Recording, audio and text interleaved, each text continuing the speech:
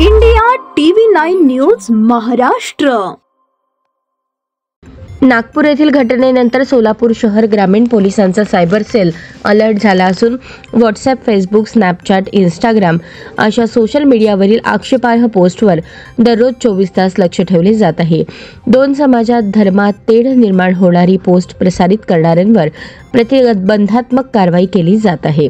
Social मीडियावर आक्षेपार्ह post टाकणाऱ्यांवरील प्रतिबंधक कारवाईचा अधिकार आता सहाय्यक पोलीस आयुक्तांकडून पोलीस उपायुक्तांकडे देण्यात आला असून निगेटिव्ह पोलीस टाकल्यास थेट तडीपारीची कारवाई करणार असल्याचा इशारा देण्यात आला आहे.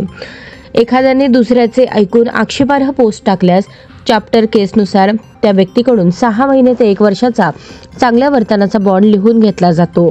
याशिवाय सतत आक्षेपार्ह पोस्ट टाकणारा सराईत असल्यास त्याच्याकडून 2 वर्षांचा बॉन्ड घेतला जातो.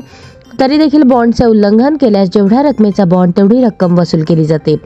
तरी देखील वर्तन सुधारले नाही तर गुन्हा नोंद करून गांभीर्य पाहून पुन्हा बॉन्ड घेतला जातो किंवा त्याच्यावर तडीपारीची कारवाई देखील होऊ शकते असा इशारा पोलिसांनी दिला आहे.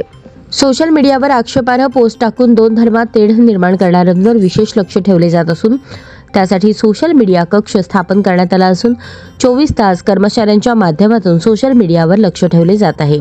निगेटिव्ह पोस्ट टाकणाऱ्यांना पोलीस आयुक्त कार्यालयात बोलावून त्यांच्यावर प्रतिबंधात्मक कारवाई केली जात आहे.